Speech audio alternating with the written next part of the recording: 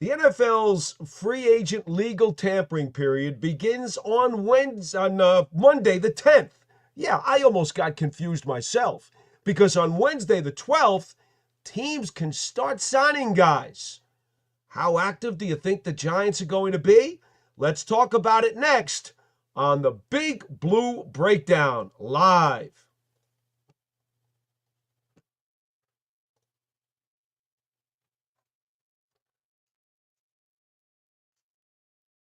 Hi again, everybody. I'm Paul Dottino, and welcome to the Big Blue Breakdown Live. It's our special Thursday night edition. We have been trying to bring you this program live every Wednesday night during the off season, but last night I had some college basketball commitments. So we're going for Thursday night this week. But nonetheless, it's still important because we are creeping closer and closer to NFL free agency. Player movement is at a frenzy already. And believe you me, on Monday, it's going to be nuts. They may just blow up Twitter with the way things are going to happen on Monday. And of course, on Wednesday, guys will actually be able to sign. So much is happening in the NFL right now that it's really hard to predict a lot of these things in terms of where guys are going to land, who's going to get cut, who is still going, excuse me, who is going to possibly get traded. It's a mess. Pardon me a little bit. I am a little bit under the weather. In fact, I thought about actually not doing the show tonight. But then I said, I got a responsibility to you fans. And so we're going to do an abbreviated show. I am going to be here for you. We'll go at least an hour. At least that's the plan. Unless my voice and my back can't hold out by then, because I am tired fighting this cold. But we will see how it goes. Want to talk to you folks. I see, hey, Harlem X says, just finding out about this podcast. I have questions, hoping to be a regular. Well, that's awesome, my man. Very, very glad to hear that. And I certainly hope you are. That would be very, very cool. In the meantime, as we get to other people on the chat, let's make it clear. You can chat to us if you're new, like Harlem X is to the show. You can chat with us on the right side of your screen. There's Christine again. And she says hi to Harlem, as he's a brand new guy. And good evening to you, Christine. Thanks for coming back again. You can always do that. Aiden Fig says, good evening, Paul. Funny that I said on BBKL that I think Geno Smith could be a quarterback traded out of the blue on BBKL, just like your football guy said the other day before I hang up. Aiden, you're right. That was a name that came out of nowhere. Came out of nowhere. Then there was a website, Sportskeeda, put out within the last 2 days that Kyler Murray is another veteran quarterback that could possibly be out there on the trade market. So this is what I'm talking about when I say this is going to be a wild and woolly feeding frenzy for football over the course of the next several days. I truly don't think anybody has a completely clear and firm grasp on exactly who is available, who can be had, and who can't be had. Now, Harlem X is saying he's trying to get in on the show. Aiden Fink, by the way, says Kyler Murray, no chance he gets traded. I don't believe that one bit. There you go, Aiden. I put you up there. Harlem X says you can hear me and see me on the link, but can only chat on here. Harlem X, there is a link at the bottom of the screen, as you can see, on the bottom of the crawl as I'm talking to you. You can use that or go over to the chat and you'll see the New York Giants on SI response, and there is a link there as well. Let me see if I can try to boost you up. No, it says I cannot boost you up. I was going to try to get you in here for a phone call or a video call, and it won't seem to let me do that. Okay. In the meantime, if you'd like to hit me up on the chat on the right-hand side of the screen, by all means, do so if you're not able to get in on a call or a video call. And certainly we'll be very happy to take your question, your comment, and we'll just move along and see what we can do here for the next hour. All right, so Here's the deal. We know that the Giants are one of the teams that has a relatively decent amount of cap space, right? We all know that. We all know the Giants have very specific needs. So here's what I'm going to do. I'm going to talk about this for a couple of minutes here at the beginning of the show. I'm talking about some of the free agents who are at least expected to be available in the next few days because their contracts are up. That doesn't mean their teams can't re-sign them over the weekend, because they can. But these guys are pending free agents. Well, I think the Giants, or at least a team in the Giants' position, would likely want to make a phone call on. Now, we know quarterback, cornerback, and defensive tackle are three of the biggest needs on this team. The defensive tackle spot is the deepest position in the NFL draft. I did a workup today earlier on the Big Blue Kickoff Live show on Giants.com with John. And he asked me, he said, the other day, why don't we just go through a rough sketch of kind of how you would address free agency if you were in the Giants spot as Team X, and a rough idea of who realistically you might try to grab in the draft to fill up some of these holes. So I kind of put together I took about a half hour and I sat down and I looked at who was reasonable, what rounds they're likely to go in, and based on where the Giants are picking, who might be a pretty reasonable and valuable selection for them in those spots. And then I also looked at the list of pending free agents, and I went to their market value estimates based on spot rack and over the cap, and tried to pencil in some of those guys. And these are some of the names that I came up with. And I will go over to your chats in just a minute. Actually, you know what? Let me do this right now. Harlem X does have, since he's new to our show, and he does have a very quick question, I'm going to go right to it. And thank you for joining us on the program, by the way. Says he doesn't have a webcam or something that he can use for an audio or video call, so he's only going to be on the chat. So he says, hey, my question is, why is nobody talking about Kirk Cousins? Everybody talks about salary won't be an issue. He's a great quarterback and fit just fine as a bridge. Harlem X, there are two issues with Kirk Cousins right now. Number one, he's still under contract to the Atlanta Falcons. So if you're interested in him, you would have to make a trade unless the Falcons set him free and cut him. Most people around the league for the last month or so have seemed to be of the belief that Cousins would get released, thereby becoming a street free agent and allowing any team in the NFL to discuss a deal with him. But over the course of the last couple of days, since the combine ended on Monday, there seems to be a growing thought that maybe the Falcons will actually hold on to Kirk Cousins. I personally don't think that's very likely, but there seem to be some rumblings that that could be the case. Now, the second point you have to remember with Cousins, he came off the Achilles injury in 2023. Did not play great in 2024. He was inconsistent. Started out the year really, really well, and then faded.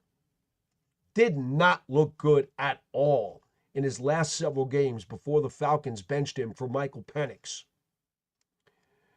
Now, I've said on this program before, and on many other places where I've been, I implicitly trust Phil Simms, a guy who is as mechanical and as technically sound of a quarterback guru as anybody I've ever met.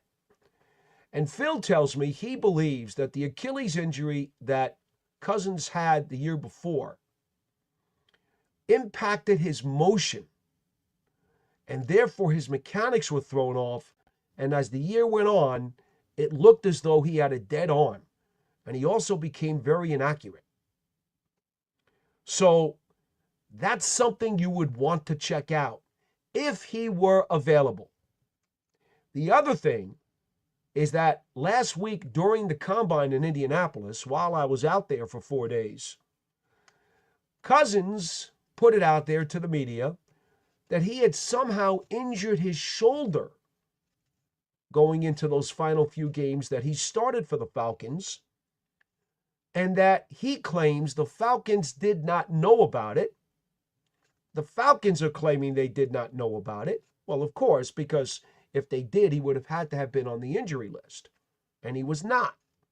So I understand why they would say that. Now, whether or not, there's a little gamesmanship there, that's not for me to say nor to judge.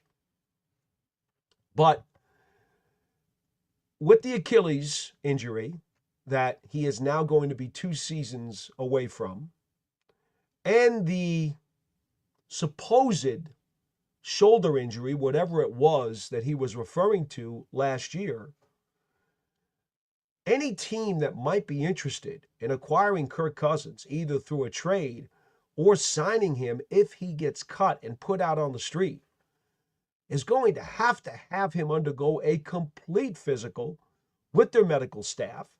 And the medical staff is basically going to be pushed up against the wall. And they're going to be told, you've got to give me a green light on this guy.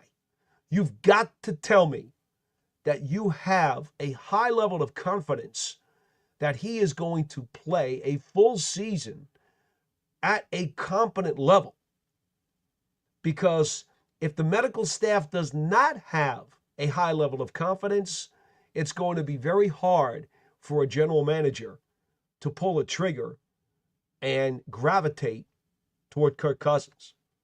Because if he truly is damaged goods and still damaged, that really wipes him off the board, at least for many potential suitors. There may be some that would still take a chance. And Harlem X, if you had your own team and you were a GM, maybe you would.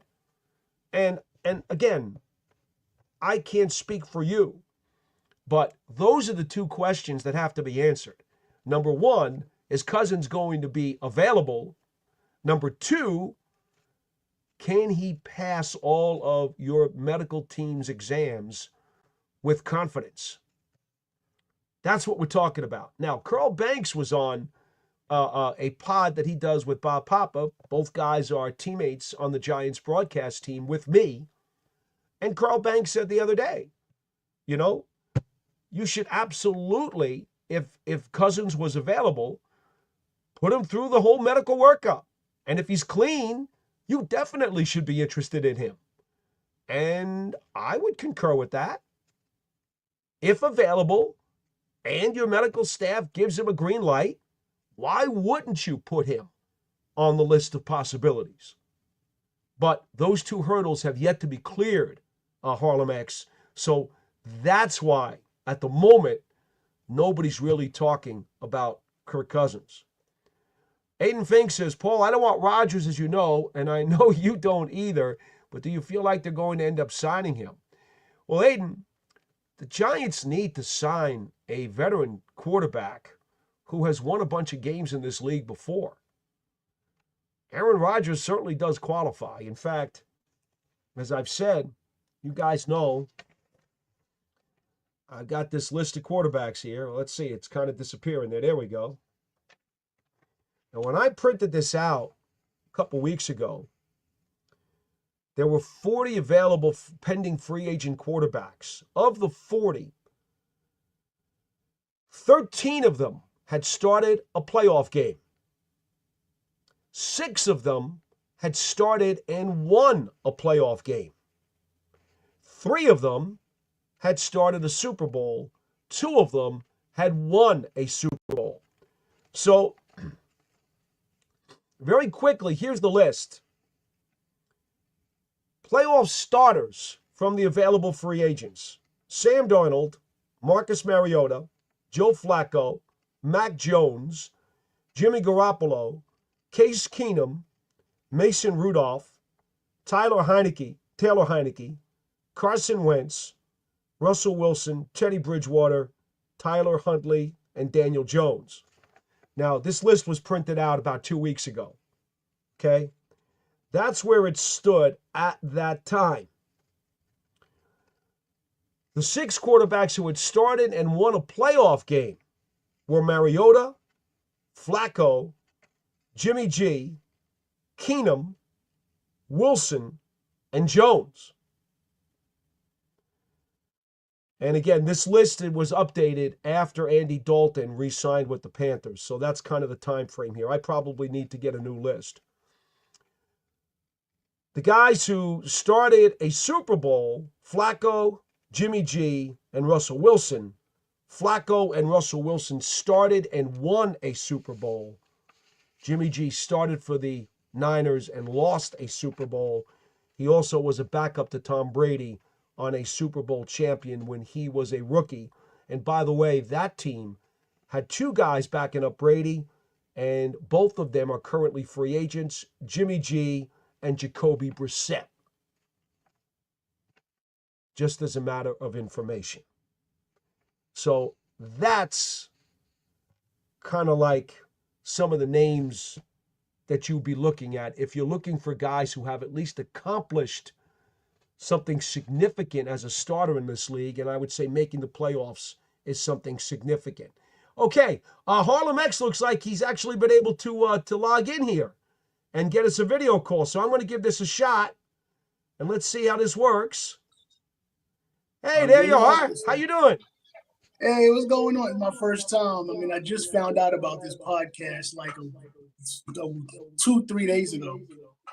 Well, thank you so much for showing your interest. All right. I've been pretty much beating the drum about Kirk Cousins for a good minute now, because if you do okay, I understand what you said about injuries and all that, but if you do a comparison of his stats, you can put him up against anybody since the time he started his career, but all anybody ever talks about is he's a bum, but he's never let anybody down, really. But like just as a bridge quarterback, he'd be fine, injuries aside. I get that. But my thing is, what I keep hearing from every other sports source is that if the Giants were to trade for him, or anybody were to trade for him, salary-wise, the Falcons would be paying his salary basically, so that wouldn't be much of a hit on our cap. Now, the injury part, I have no explanation for that. That one, you got more information on that than I do. So whatever you say, I'm going with that one. But I've never had a problem with this guy. I cannot, for the life of me, imagine. I can't. I don't know why anybody is even talking about Aaron Rodgers. I don't know why anybody's even talking about Sam Darnold. This guy has been terrible everywhere he's been. He's had one good year, and then they're talking about we learned absolutely nothing from Daniel Jones. Like, he had one good shave down year, and it wasn't even a good year, it was a subpar year, and they want to throw money at him. You know, Sam Darnold is best where he's at right now, the only place he had success, but now they're trying to link him to the Giants. Then they want to link Justin Fields to the Giants. Why? Because he's young. Okay, I get he's young, but the guy hasn't had any real stability, really, anywhere he's been except Pittsburgh. You know, he looks decent in Pittsburgh, and y'all want to bring him here where everything is up in the air. Like, there's nothing, none of these discussions are making any sense to me. None. You know, and then who else do we got? Russell Wilson. Okay. I'm on the fence with that one. He's a veteran. He's a champion. I get it. But that was back then. No matter how Russell Wilson would look, he looked better than anything that we got. But in my opinion, I don't know what it is with Dayball and Shane, but don't give me the crap about injuries. Why would you get rid of Tyrod Taylor when I would have given that. I would have signed him to a lifelong backup deal, Jim Sorgi like. But seriously, Tyrod Taylor would have never left the Giants building. He would have been our quarterback, whether it's a bridge or a starter for the rest of the time he wants to put on an NFL jersey. Well, Harlem X, that's where I got to ask you to hit the pause button for just a second, though. They didn't want to get rid of Tyrod Taylor. They wanted him to stay. The deal that he originally signed with the Giants had a void option out so that the player had the opportunity, if he wanted to opt out and become a free agent. Taylor chose that opt out. So he Oh, wanted to see if he could get a better deal. As you know, in Hard Knocks, if you watched it, uh, Joe Schoen told Brian Daboll, we'd like to re-sign Tyrod Taylor. We're going to reach out. We're going to try to re-sign him. They wanted to keep him, and he decided to take an offer from the Jets. So in that particular instance, I can only tell you, you can't sign a player if he doesn't want to resign.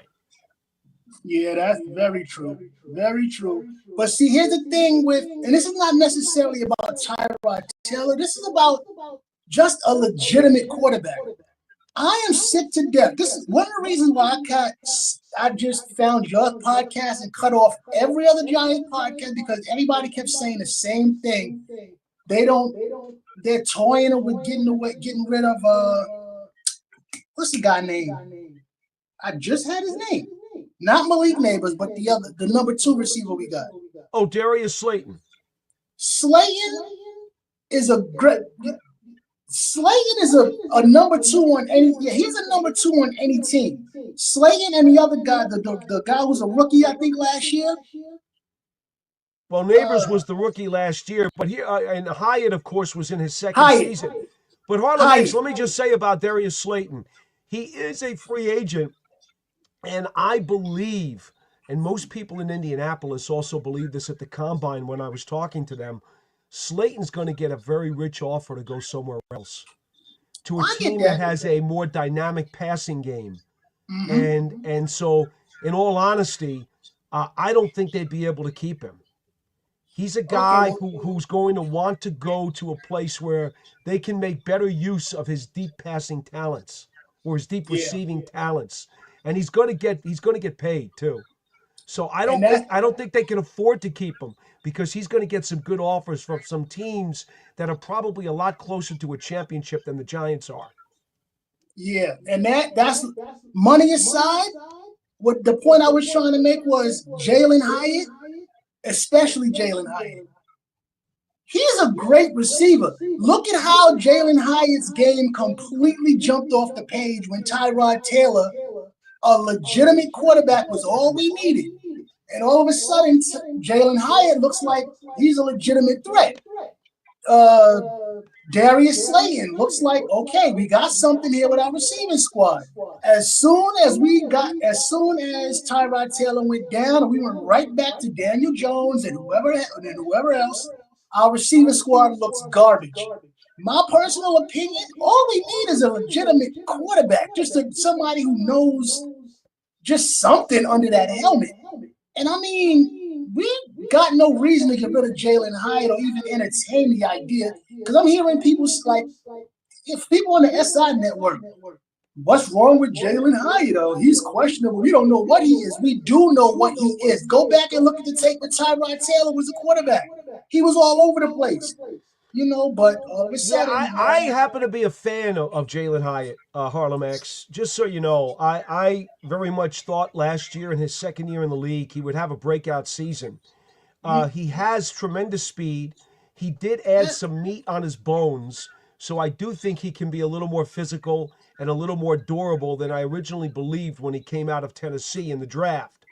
Yeah. Now, he works harder than any other outside of Darius Slayton. I'd say works as hard as any receiver that the Giants have had in the building the last several years. He busts his butt. He really does. Yeah. He spends so much time, individual time with wide receivers coach Mike Groh, that I, quite frankly, am very puzzled why he has not become much more impactful, because basically he's been silent. I mean, his second season was even more quiet than his rookie season. And I'm not sure exactly why, because many times when a player is in this situation, when you look at his physical skills and you say he's got them, when you see his work ethic and you say he's got it, when you see he's a good teammate and has a terrific attitude and he's got that too, usually the only box that's not checked that could possibly derail the guy is that he's not doing really well with the playbook. And I don't want to pin that label on him because I've seen him work so hard. I've seen the hours that he spends. I see even off season and away from the field, the hours that he spends with Slayton, with Mike Groh, of trying to learn how to get all the little details about the routes. I find it pretty hard to believe that he had trouble with the playbook. So it leaves me in a really bad pickle because I don't know why Jalen Hyatt has not become a bigger part of this receiving corps. But I'll say this, okay? This is year 3 for him. He needs to break out. I don't care what it is that has to happen. They got to get him the ball, and he needs to break out. He has to be a bigger part of this receiving corps this season if the Giants are going to do anything. I agree with that. But I agree with that. But what I'm saying is get a legitimate quarterback in there. He will get they have to. Yeah, but it doesn't have to be like some all-star quarterback. It doesn't have to be that. I mean, just somebody legit who knows what's going on. Somebody, a veteran. I would go with Russell Wilson. I would go with him because everybody else they toying with to the Giants. Like, why would you take these people who haven't done anything anywhere, or if they have done something, it was like maybe for 1 year, or in Aaron Rodgers' case. Oh my good, don't let me go on a rant about that dude. But I mean, really, just come on. We just need a legitimate veteran quarterback for like 2-3. And I'm sorry to go on suck out the wind of the show, but honestly, it seems like from what I'm hearing, even on ESPN, which is not a legitimate source for sports anything anymore, they pretty much sound like they getting real close to dancing around and saying maybe the Giants should go back and sign Daniel Jones again or trade for him again or something. It seems like they're getting real close to that from the way that they're just throwing names out there and you can tell when they're trying to ease their way into something and they pull it back at the last second. But they brought up Daniel Jones' name, not connected to the Giants, but they were saying that Daniel Jones might not be there because, they got the whole J.J. McCarthy thing going. But I mean, oh my goodness. I don't know. I don't know what to say about the team no more. I've been a Giants fan because of my father since the 80s. But I have been screaming they are the stupidest organization since Jerry Reese was there. I've been saying that, but I refuse to cheer for another team. This is my team from day one. But I got you. But I mean, my goodness, what are they? There's a lot of things I'm asking. What are they doing? Okay, can I ask your opinion on something? It's probably more than When it comes to say they could have. When it comes to the time where they had to choose Saquon and Daniel Jones and Xavier McKinney, could they have just let Daniel Jones walk and use that money to pay Xavier McKinney on long term and Saquon long term for the money he was asking for? Well, I'd have to go back and figure out the timing of how all of that stuff went. But here's the problem. At the time, they had believed after Jones's playoff season that they were going to tie him up, and they were happy with the way he played and helped them win a playoff game. So if they did not retain him, what were they going to do at quarterback? And so McKinney outpriced himself. So let me take this in 3 parts. Okay. So they felt that Jones had showed them enough that he could be part of the future. And we can always say in hindsight that did not work out. But at the time, they believed that it would. So they locked him up. Barkley had already been offered deals over the previous year and a half, and he continued to turn them down. And they told him that if you keep waiting, as we go on and you continue to play and you get older, and remember, his last year with the Giants in 2023, he played half a season with another sprained ankle. They told him that further offers down the line are going to be less money because you're going to be older and you'll have more wear and tear on your tires. Barkley turned down the Giants at least twice in the year and a half before he went and signed with Philadelphia. In his mind, it is my belief, he had made up his mind. He was getting out of here, and he was going to go to the highest bidder, and he wanted nothing more to do with the Giants. He was not going to re-sign here. So I think you just have to forget about Barkley and not feel bad about that, because he was not going to stay. He made that clear with the kind of money he got. And by the way, the Eagles just gave him a raise and an extension. Oh yeah. So, yeah. okay. So and I'm not saying he didn't deserve it, because look what he did. He bet on himself and it worked out. It was a long shot, but it worked out. So good for him. That's the second part. The third part, McKinney wanted to be the highest paid safety in the league. And that's what he got from the Packers. The Giants were not going to give him that much money. They were not going to chase him up the economic ladder and give him mega bucks. So he was outpricing himself for the Giants' tastes anyway. I don't know if that explains it to you or if it makes you feel any better. But in all honesty, I don't know that there's a lot different they could have done outside of giving up on Daniel Jones after he had just led them to a road playoff victory. No, see, my thing is, it wasn't about me feeling, but it's just I needed to know what the real truth was, because $40 million. I was, because I don't know how.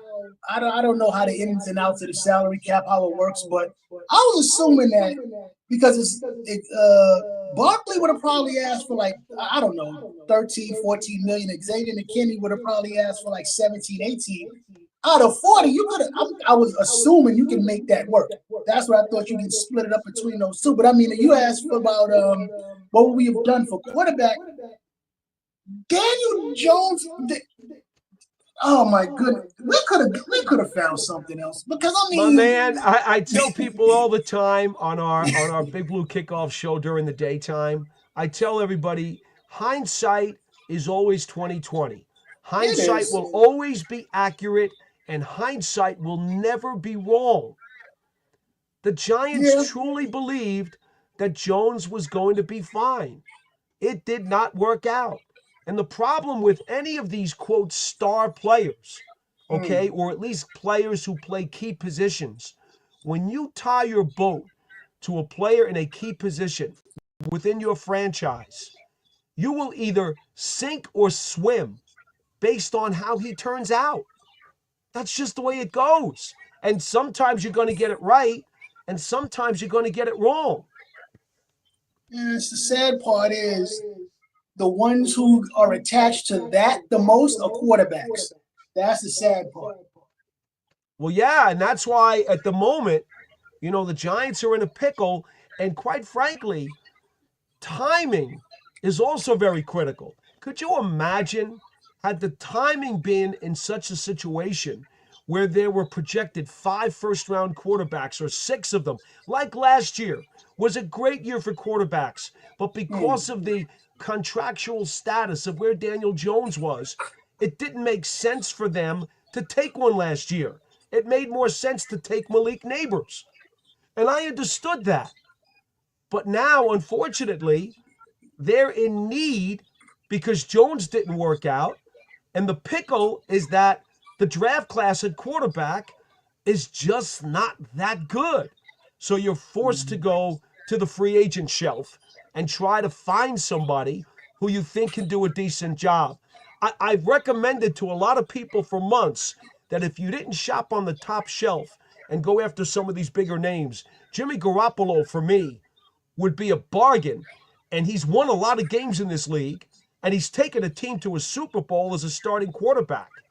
I don't know how you'd feel about him, but I think when you talk about shelf 2, I think Jimmy Garoppolo is a guy who could do the Giants very well. I haven't heard his name. I mean, outside of your show, I haven't heard his name in a while. But I was wondering all last season when we was going through all this quarterback issues that we was having, where is Ryan Tannehill? Ryan Tannehill was out of football last year, and I've mentioned him as well. Tannehill was looking for a job all last season. And he got a couple of phone calls for people who wanted him to be an emergency quarterback and just come in for a week or two as a replacement just to help them out for insurance. He wanted a deal that was more substantial, that was going to take him through the rest of the season. He wasn't looking to babysit for a team for a couple of weeks. So he sat out the whole year. But there is a guy, I happen to agree with you. If you're looking for a second-tier quarterback, I would put in a phone call to Ryan Tannehill. I would. Yeah, I actually would. I just didn't understand it because I remember people speaking highly of him when he was with the Well, Miami and Tennessee. He was with. Tennessee. And the other gentleman who was in a similar boat was Teddy Bridgewater. And then you remember at the end of the season, all right, he got a call from Detroit. They realized that if they went into the playoffs with Hendon Hooker, who was still as green as celery, not prepared to get into a game, that if Goff got hurt, they'd be in trouble in the playoffs. So the Lions at the end of the year called up Teddy Bridgewater and said, hey, I think he was coaching a high school team. He had given up and basically thought that he was going to be out of the NFL. Then he got the call. He liked the Lions' offer, and he joined the Lions for the end of the season. I would tell you, I would even kick the tires on a Teddy Bridgewater. Yeah, he's a legitimate quarterback. I mean, just they've been the Giants have been doing things strange for a lot of years. I understand when you need depth, you need to fill holes with cheaper options, but the way the Giants have been doing it for the past 15, 20 years has just been seriously, I don't even understand the thinking behind a lot of the stuff that they do. I really don't. And then it's been rough. It's been rough. Max, I appreciate your phone call. I'm so glad you were able to finally get in. And I hope you enjoy the program. I will from here. Thank you. Thank you for that. I'm sorry to ramble on. No. I gave you a lot of time because, quite frankly, a lot of people are bashful and they don't like to come on a video call. I'm glad that you had the gumption to try it, and I'm glad that it worked. It's not that hard, is it? No, not that. I got the hang of it. No, it's not. Because I don't do cell phones, man. I'm all about computers, so that's why I was stuck. But yeah, I'm with you. Hey, trust me. I tell people all the time, I'm Fred Flintstone. Believe you me. I am so outdated with some of this electronic stuff. Yeah, man. But thanks again, man. And I'm gonna be a regular on here. Hopefully. All right, you be well. We'll talk to you again soon. All right. Take care now. You too. All right. Great to hear from Harlem X, a new viewer and listener on the Big Blue Breakdown. How cool is that? We always love to get new folks in here. And sometimes a fresh perspective can really kind of spark a few new thoughts. And I hadn't talked about Ryan Tannehill or Teddy Bridgewater now in several weeks. But, I know they're not headline names. They're not big-time names. They're not sexy names. I totally understand that. But if you're looking for a bridge quarterback, at least these guys have done something. They've got an accomplished resume, in their top drawer. And, if I'm making phone calls, I'm not discounting anybody. Look, you've heard that in the reports that the Giants might be interested in Aaron Rodgers. Well, of course. He is a veteran quarterback who's won a lot of games before, has a significant resume, and very shortly he is probably going to be available. Well, you have to do due diligence. If you're the Giants and you're in this spot, you've got to make, let's see. Again, this outdated list now had 40 pending free agent quarterbacks on the list. You know what? Maybe you call 10 of them. Maybe you call 15 of them. Maybe you call 20 of them. And just kick the tires and find out, where are they at? Are they interested? Can they take a physical? You have to. You're the Giants. you're in a very difficult pickle. You've got to find somebody, as Joe Schoen said, the general manager, a week ago Tuesday at the podium at the Combine in Indianapolis. Joe Schoen said they've got to get a veteran quarterback who can help them win as many games as possible in 2025. You're not entrusting a rookie in September with this offense.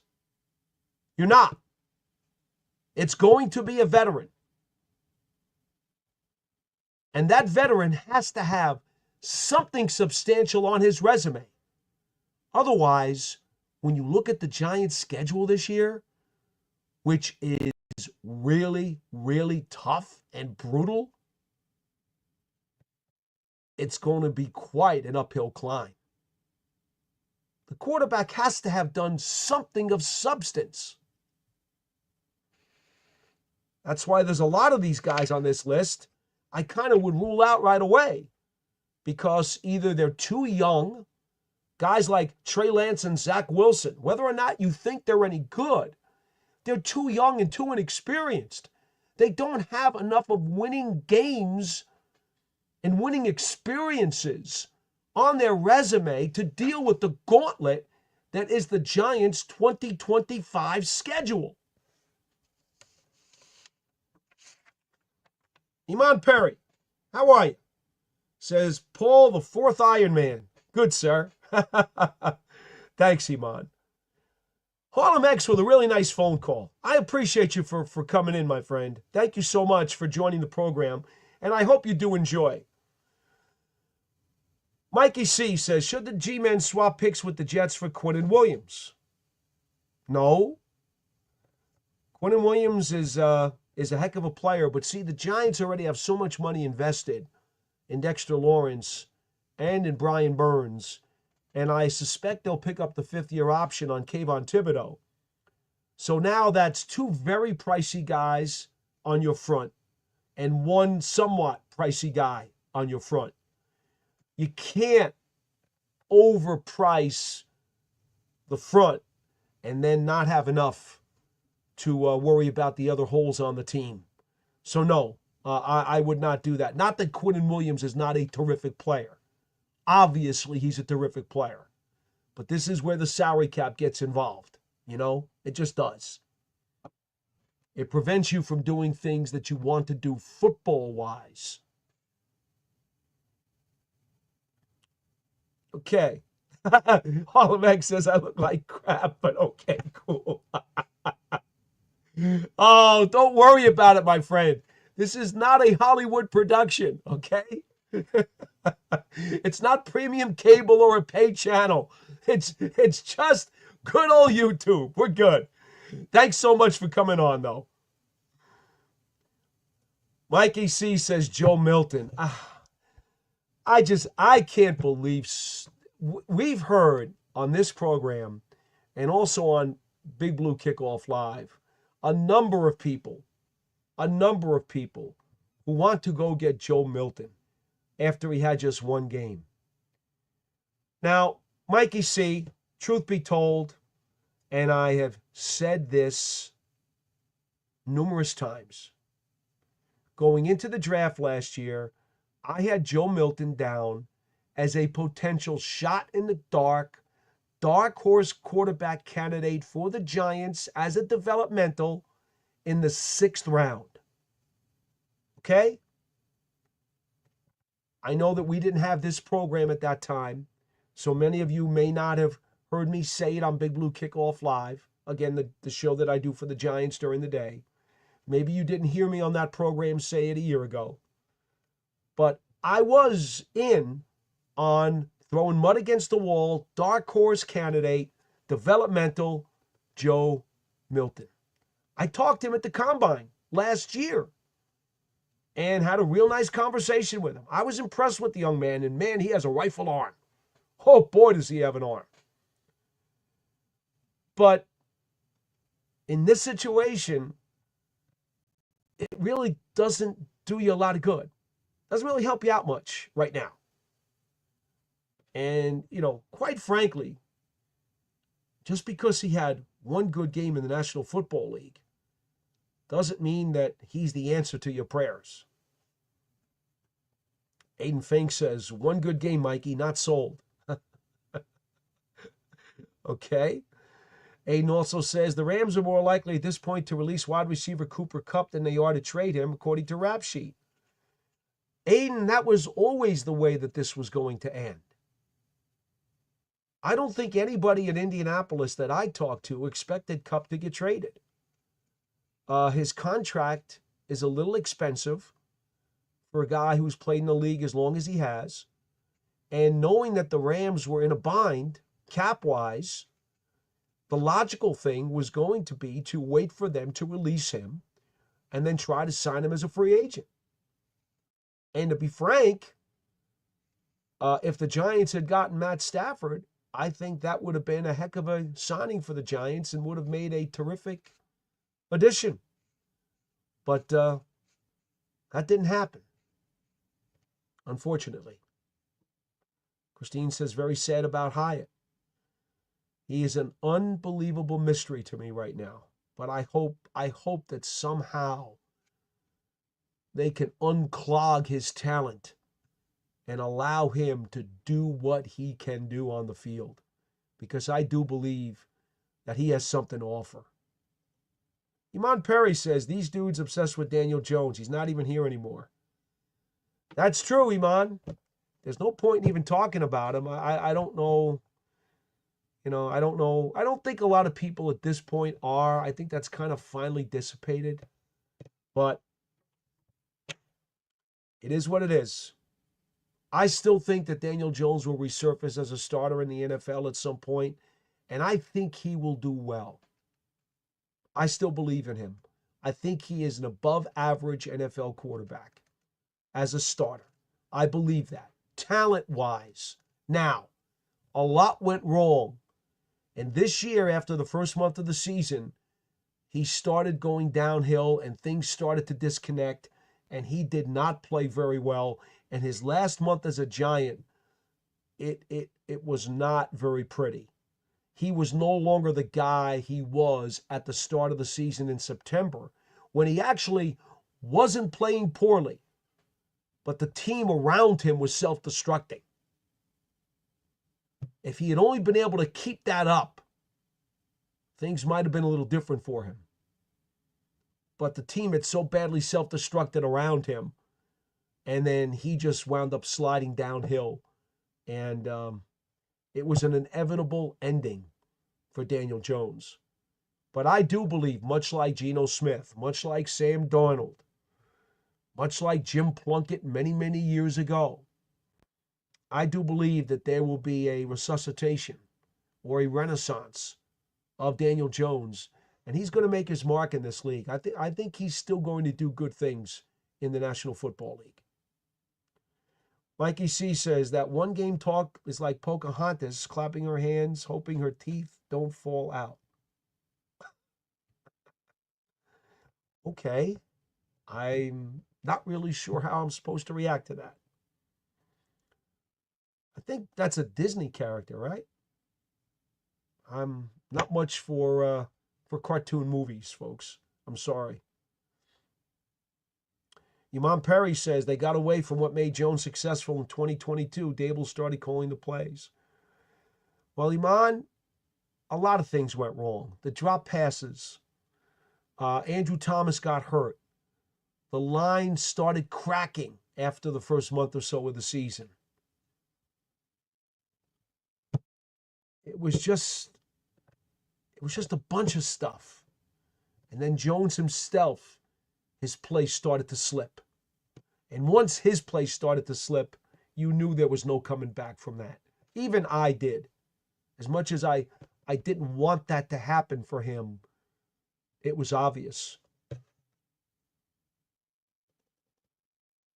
What else do we have here?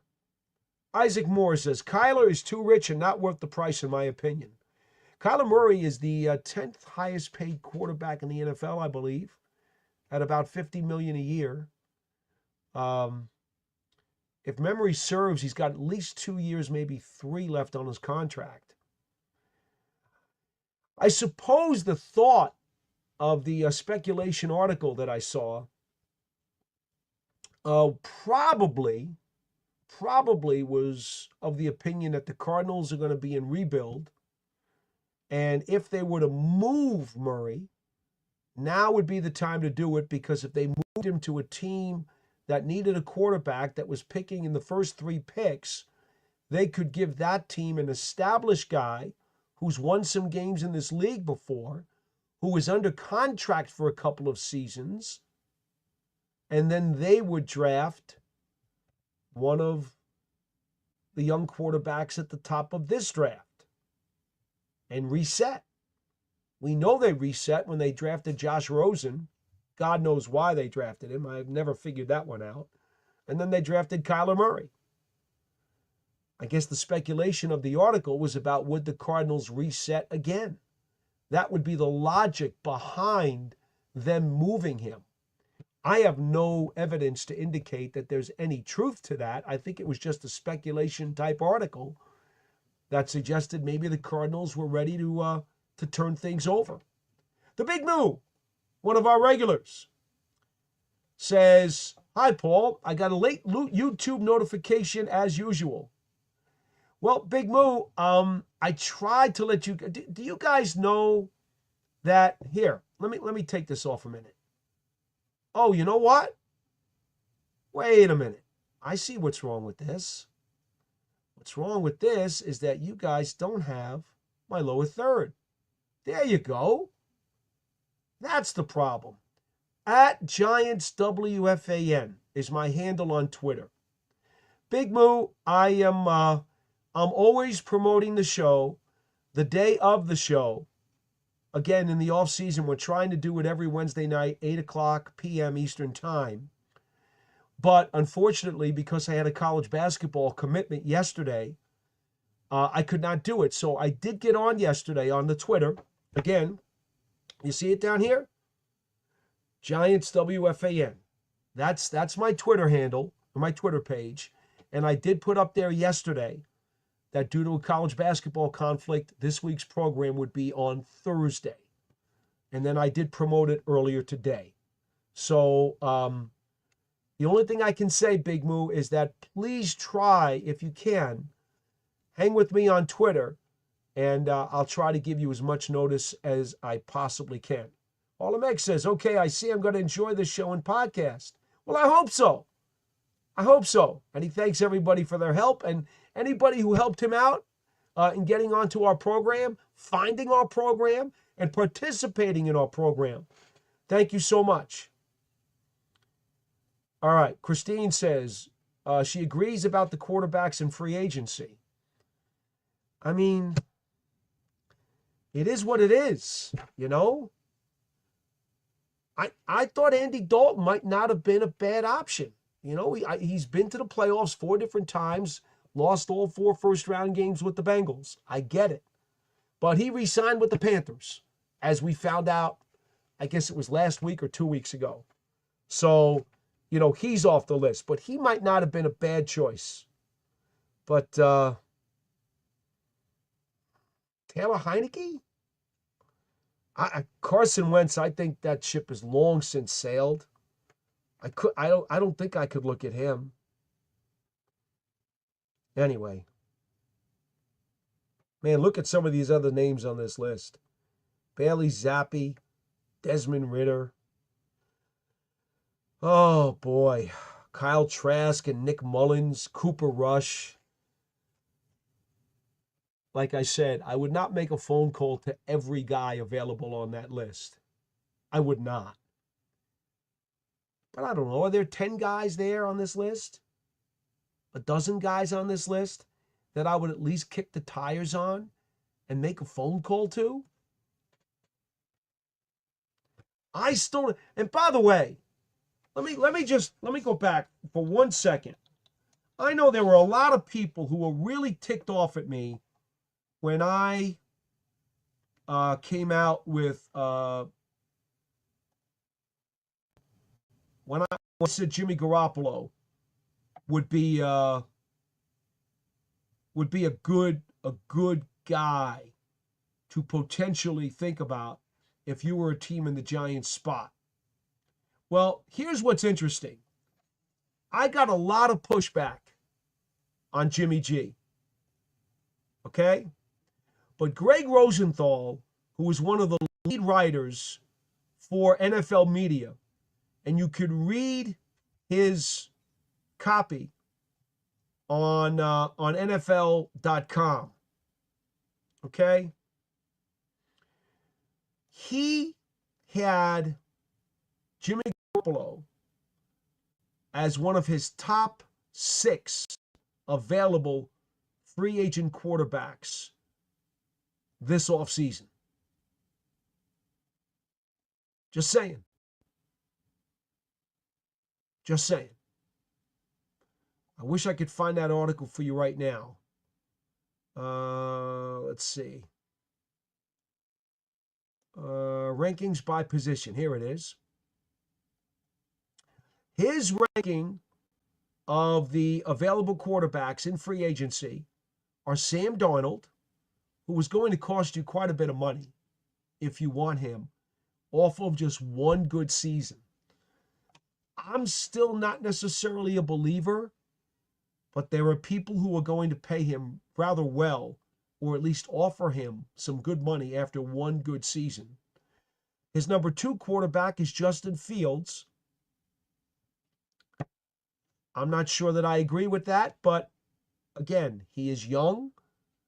There is still developmental time for him. He's only 26 years old and hasn't played a ton. His number 3 quarterback, and I really don't understand this one, is Jameis Winston. The human turnover. That's tough.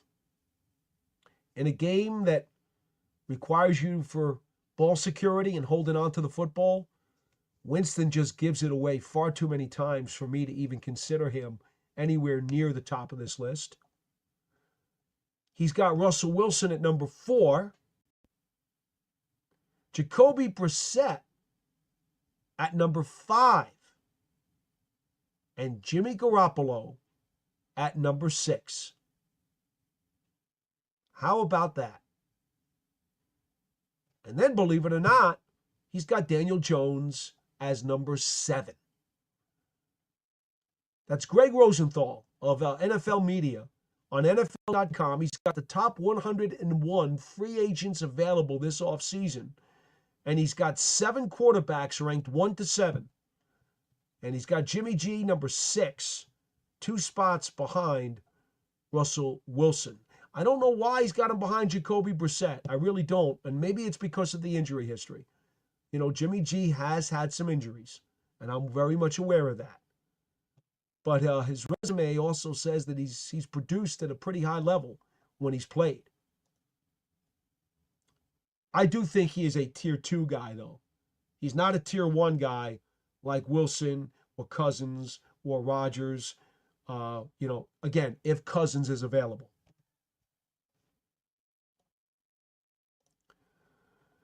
All right, Harlem X says, expect to hear from me in my high-pitched voice again. Absolutely. Absolutely. We'll be back again next Wednesday again, folks. Okay? Next Wednesday, our regularly scheduled time, 8 p.m. Eastern Time. I would love to get to some of my reasonably priced free agent suggestions for the Giants, but we have so many chats. I'm behind by about 15 minutes. Let me see here. The Big Moo. Paul, can you please explain to me why the Giants won't at least try Evan Neal at guard? The guy's a beast and sounds very smart. Look what happened to Mekhi Becton. I just don't get it. Big Moo, I was always an advocate based on the circumstances of Neal staying at right tackle. But now that he is fully healthy and has an off-season to prepare, I do believe the Giants will toy with the thought of giving Evan Neal some cross-training at right guard. I think that's a very real possibility. I don't think that's out of the question now. And right now, I would advocate it. I did not advocate it before for various reasons, including the amount of time that he was healthy and available to work on his craft. I thought that changing positions or even trying to teach him multiple positions with so little healthy time on the practice field, I didn't think that was very productive. So I want to make it very clear. I'm not doing an about face when I say I think cross-training Neal at right guard might not be a bad idea. I'm not doing an about face. The situation and the circumstances have now changed. The Giants are looking to upgrade their interior line. He is a guy that they have not given up on yet. He now has what I believe to be a healthy offseason to fully work on his craft. And so, yes, I don't think it's a bad idea to maybe cross-train him at guard now. Circumstances are a lot different today for Evan Neal than they were a year ago or 2 years ago when he was drafted to be a franchise right tackle. Things have changed. Circumstances have been altered. So yes, I think that's probably not a bad idea, and it wouldn't surprise me if the Giants are leaning towards some cross-training for him. Harlem X says, I wanted to ask something about Evan Neal. We'll save it for the next show. Thanks again, and thank you. But you know, I hope that answers the question. Again, circumstances, context count for an awful lot. The context of Evan Neal today is different than it was last year or the year before. At this point, I would not be against trying him at guard. Let me make that clear. Christine says, your thoughts on a veteran cornerback in free agency? And here's the big moose saying, Rodgers for a year, Travis Hunter, a cornerback at 3, and best available quarterback in the second round, not the end of the world. All right. Well, let me see what I can do to answer a little bit of that with the jottings that I put down earlier this morning and talked about on the Big Blue Kickoff live show. And by the way, we are now an hour into the program. I see we have well over 1,000 people who are watching on the live telecast tonight. And so I'm going to try to go another half hour. Again, I am fighting some congestion, a little bit under the weather, and I didn't know that I would be able to go for more than an hour, but you guys got me talking Giants football, and that always gets the adrenaline pumping. And so I do believe that we're going to go at least another half hour. Okay? I thought about, yes, I've got the Giants drafting Travis Hunter with the number 3 overall pick. So that would be CB1 if they're able to ascertain him. Now, or obtain him, I should say. My mind's a little unclear these days, folks, as I, again, try to fight this cold off. So, yes, if I can get Travis Hunter, then I'm not necessarily all that worried about a corner. And my plan this morning was to sign Tre'Davious White, the veteran who's been in the league for 8 years. He's had some injuries. Last year, he started off rather slowly, but then started to play better. But he has battled injuries. He has been of interest to the Giants before. You'll remember he was with the Buffalo Bills for some time. And so the Giants staffers, Joe Schoen and Brian Dable in particular, know all about him. And they have shown interest in him. But remember, he wound up signing with the Rams a year or so ago. They wound up with Baltimore. According to, I believe, Spot Rack, they project him to only get a 1-year, $2 million contract. Well, I love him as a veteran in the room. I think that would be a really good signing as a veteran in the room. I would like to think he is healthy enough to play if necessary. I would. If not, I still think he helps for depth purposes. If he's asked to spot start or just play periodically, I would love to see him provide some experience and some craftiness into the Giants' defensive backs room. And I think Tre'Davious White would be a really nice, inexpensive signing that would provide a lot of value to a very young Giants secondary. My favorite guy, but he doesn't fit the Giants in free agency, he's going to be a lot more expensive, is Carlton Davis. He's a press man corner, and we know that Shane Bowen does not really want to play press man coverage. He's a zone DC. So as much as I am a Carlton Davis fan, and I think he'll get, I don't know, $16 million a year, and I think he's worth it. I like him a lot.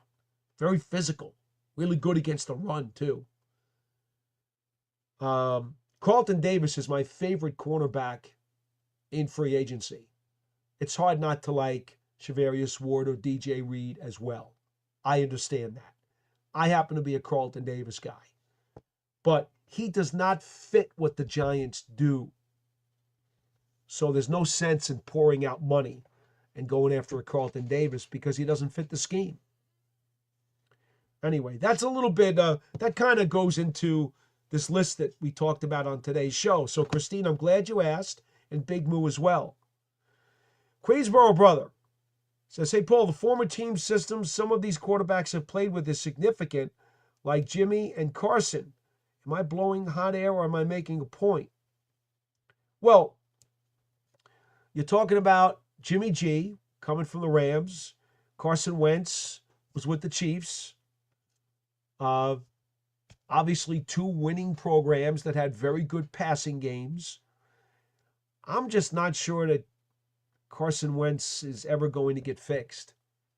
You know, he had that one really good season, and then things just went sour for him, and he's never been the same. I think Jimmy G's resume is better than Carson Wentz's. That's me. You're entitled to feel otherwise. But I would rather have Jimmy G. Yeah, Carson Wentz, when he came out in the draft, I actually was kind of high on him. I liked him. I thought he was going to be good, and he was for a short time. And then the league caught up to him, and he got beaten up. And the pounding really impacted his play. And he just wasn't the same. He became very inaccurate. And that's not something that's ever really been fixed. The Big Moose says, why don't we just grab Darius Slay that Philly just let go? Well, I don't think Darius Slay signed with anybody. Am I wrong? Did he sign? I don't think he signed anywhere. Let me see. No. Darius Slay is not signed with anybody. James Bradbury also was cut. He hasn't signed with anybody either. So, Big Move, the only thing I would say is if he's out on the marketplace, you know, the possibility always exists that they could still sign him. I don't know what kind of numbers he's looking for. I thought Slay actually was on the down a couple of years ago. And then he had a resurgence and started playing better again, like Darius Slay used to play. He was a little puzzling to me, to be frank. He was so good with the Lions and then looked like he was taking a dip. And now he was on the rise again. But obviously the Eagles have decided to move on. I mean, that's the kind of guy you'd put a phone call into. Again, I don't know what kind of numbers he's talking about. How much does he want? How much do you want to spend? But Slay is still available, so don't rule anything out. Mikey C. I should listen to you, P. Dot. I wanted the G-Man to draft him too. I'm not sure who you're talking about, Mikey C. Uh, Mikey C says the quarterback coming out of the draft are vets, I guess. I'm not sure I know what that refers to either. But I try to get to all your comments because, you guys take the time to punch something in. I'd like to at least try to acknowledge. Harlem X says Evan Ingram just got cut. That's true. I think it was within an hour before our show just started. I believe there was the Christian Kirk transaction, and also Jacksonville cut Evan Ingram. And the thing about Ingram, obviously, what a great guy. Really, just a dynamite teammate and a great guy. But he had some very key drops here with the Giants, and it soured the environment on him. He also he got banged up some too. And so he was much better off getting out of here and getting a fresh start. And he got some good money to play with the Jaguars for a couple of years and was productive for them. I don't necessarily think that he'd be looking to come back here, and I don't necessarily know that the Giants would have him back. But yes, I wish him well because he was such a good teammate and such a good guy. Everybody rooted for Evan Ingram who knew him. A lot of the fans, because of the drops he had, were down on him and would boo him, and understandably so, right? Because there were key plays he did not make. But I will tell you, those who know Evan Ingram always root for him because he's a really good dude. Harlem X says, yes, I saw this too on the crawl. Trey Hendrickson is seeking a trade from the Cincinnati Bengals. I don't know the details of that. Myles Garrett, as you know, wrote that public letter seeking a trade from the Cleveland Browns, not because of a contract dispute, but because he believes the Cleveland Browns are not in a position to challenge for a championship, and he wants to be in a better situation. That doesn't happen very often in this league. Usually guys are ticked off about their contract, and that's why they're looking for a trade. Teray Jackson says, hey, Paul, I'm hearing that the Giants are in trade talks with the Panthers for cornerback J.C. Horn. What are your thoughts? I don't know that that's true. Has Horn been made available? I do not know that. Now, he has had injuries. You are familiar with that, correct?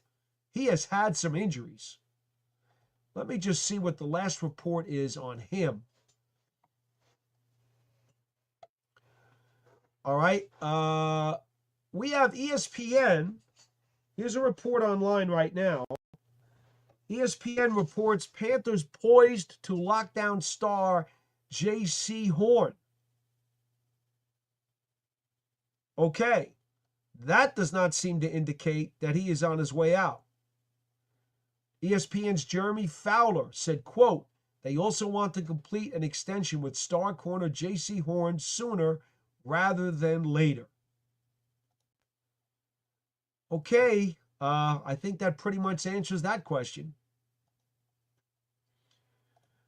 Mikey C says, Milton can help Hyatt. I get it. University of Tennessee, fellow volunteers. I get it. Harlem X, Giants re-signed DeVito. Oh, Harlem X, listen.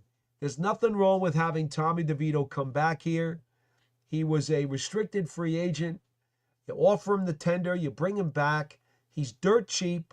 You let him compete for quarterback 3. And if you keep 3 quarterbacks, he might win out as quarterback 3.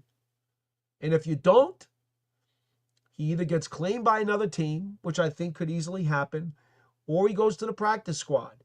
There is no harm in bringing Tommy DeVito back into the fold going into training camp. I mean, there's a no lose there. It doesn't cost you but hardly anything. So why wouldn't you do it? He's familiar with the system. He knows the players. He knows the coaching staff. He's a good guy. He's a good teammate. Why would you not bring him back to training camp? Let the chips fall where they may. Let him earn his spot. If he's the number 3 quarterback on a team that wants to keep 3, well, then that's what he's going to be. There's nothing wrong with that. Okay. Ritz Carlton. I'm not sure I know what that's. Looks like a crying face. You wild for that. Okay. Not sure I get that. Iman Perry says Daniel Jones winning Super Bowl MVP with the Vikings. Iman, I'm not going to go that far. I'm only simply going to say I think Daniel Jones can start in this league again and he will win some games. I believe that. That's as far as I'm going to go. All right. Let's see. What else do we have? Also, yeah, folks, don't forget, this is part of the New York Giants on SI YouTube page and internet network. You can always, as you see here on the chat to the side, you can submit a question to the New York Giants on SI mailbag. Patty Traynor, or Patricia Traynor, if you will, she's the editor-in-chief of the page, and she always writes fine copy and does her best to answer questions in a written form over there. So by all means, please do not hesitate to participate.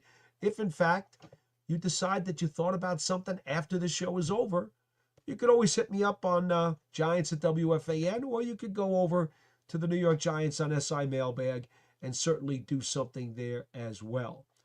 Mikey C says, Saquon leaving hurt DJ too. There's no doubt, Mikey C. There's absolutely no doubt. Saquon Barkley was a headache player. For those of you who don't know, I call a guy a headache player because he is a major impact player, a game-breaking player, a guy who can change the course of a game on one play. He's a guy who the other team's coordinator, when they're making the game plan the previous Monday night, they stay up all Monday night with a headache trying to figure out how are we going to contain this guy. Saquon Barkley was a headache player. The Giants had only one headache player going into this season. Malik Neighbors, over the course of the season, became kind of a headache player. But there was no replacing Saquon Barkley. And there is no doubt, Mikey C., that the Giants absolutely missed him. However, had Barkley been on the Giants this year, he would not have run for 2,000 yards. He probably would have run for another 11 or 1,200 and taken a battering. And who's to say if he would have lasted all 17 games? You just don't know. What I do know is this. Even though the Giants' offensive line was improved from being dead last the year before in 2023 to about a third of the way up from the bottom. I think they're on the upper fringe of the lower third of the National Football League, in my opinion. Getting closer to the middle. They were there early in the season. And then Andrew Thomas got hurt, and things just started to spiral downhill. I think they were in right at the midway point, maybe even just a tad higher than the midway point when things started in September. But Thomas's injury just spiraled that offensive line. And again, to the point where I think they're now in the top of the bottom third of the NFL in offensive line. And the Philadelphia Eagles are clearly one of the premier offensive lines in the National Football League. And that is why Saquon Barkley was able to do what he did and earn the kind of money that he got with his new contract. Because he was in a perfect situation that allowed a headache player like him to become a migraine. And I think all Giants fans have a migraine from watching him do what he did for Philadelphia this year.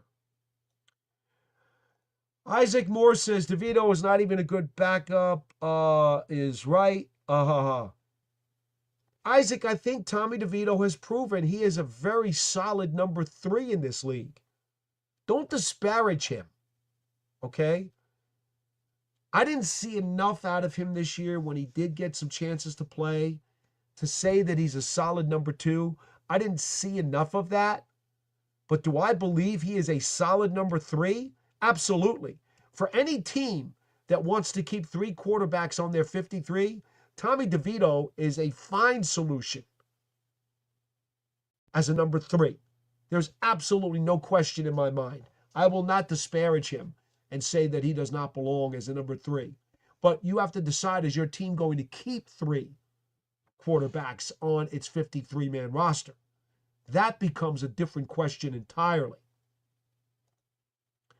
Aiden Fink says, rough quarterback class, draft, and free agency. Yes, Aiden. You're absolutely right. That's the problem.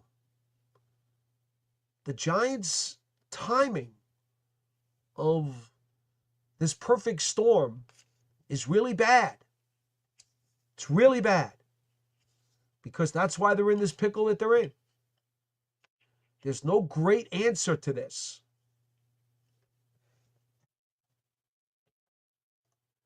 Mikey C says, Quinnen Williams or draft quarterback if you can swap picks with the Jets. Will somebody please stop the Quinnen Williams rumors, okay? He is a terrific, outstanding defensive tackle.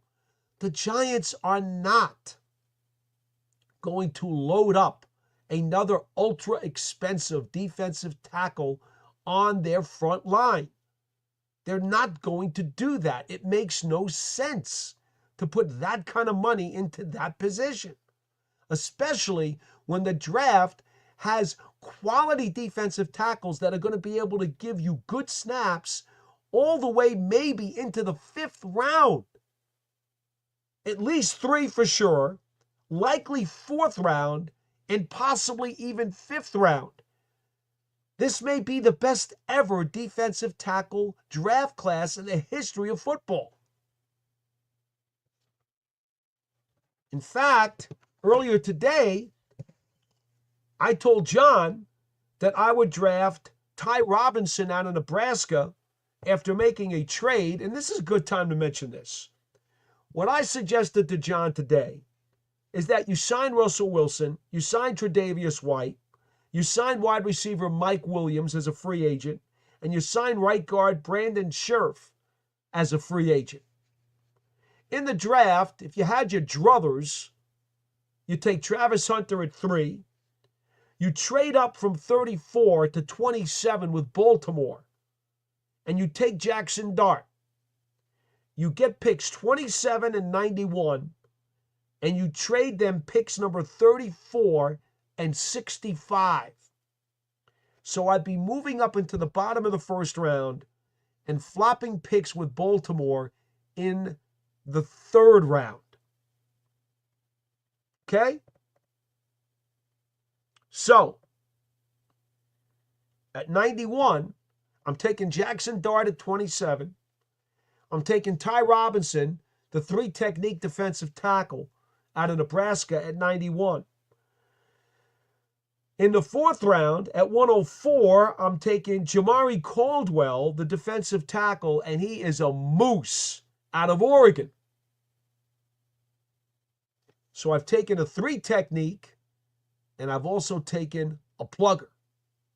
So I've got 2 styles of defensive tackle that I can use in a rotation next to Dexter Lawrence. The defensive tackle class is so rich in talent this year that I'm going to grab one in the 3rd and the 4th round. I want to pound on people with that front line on defense. Make them hurt when they get up from the tackle. At 134, I've got Ollie Gordon, the big bruising running back out of Oklahoma State, who can pair with Tyrone Tracy. At 155, I'm going for speed. I got Colorado State wide receiver Troy Horton, who's about 6'1", 6'2", and runs in the 4.4s. He would wind up being basically my replacement for Darius Slayton, because I don't think Slayton's going to re-sign here. No 6th-round pick. Horton would have been in the 5th round. No 6th-round pick for the Giants, but they have 2 in the 7th, and I'm loading up with another defensive tackle out of Georgia, Nazir Stackhouse, who's just a massive mountain of a man. And then I'm taking offensive tackle out of Iowa State, Jalen Travis, with the last pick in the 7th round that I have. John thought that the only one who was unrealistic was Travis. He thinks he would go maybe a couple of rounds earlier in the 5th. But I did want to take a long-armed potential backup swing tackle with my last pick in the 7th round, my 2nd pick in the 7th. But those were some of the guys who I thought would really fit well for the Giants in free agency at reasonable prices and roughly in the neighborhood of where they would be available in the NFL draft.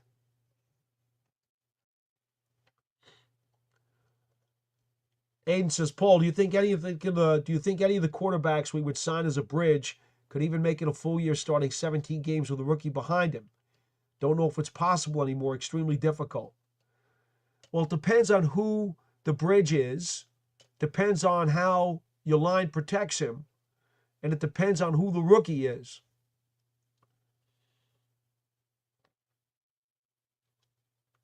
All of those things factor in to how long that the bridge quarterback would be at the controls.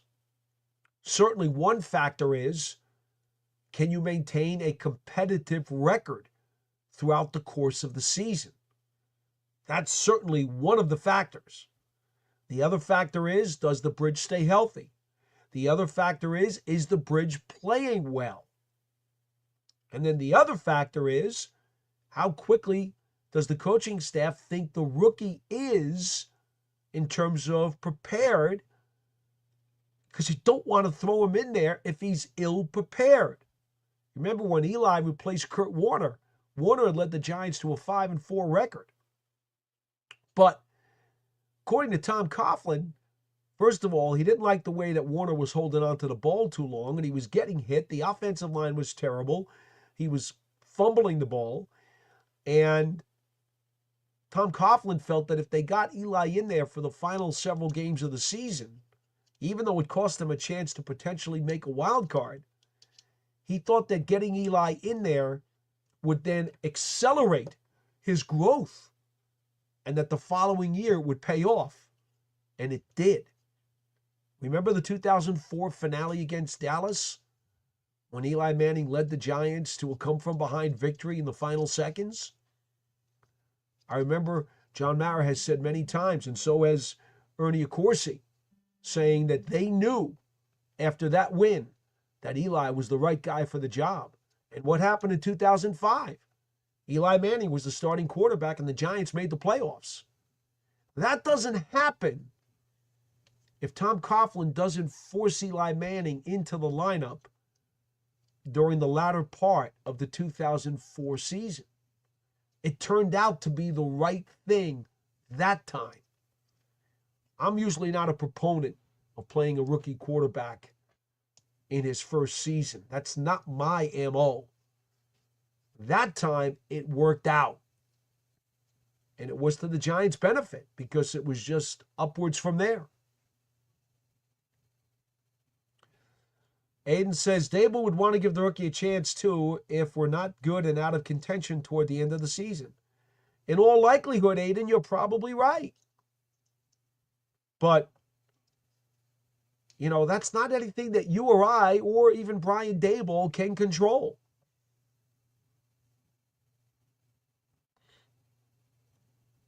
Harlem X says, I'm old school.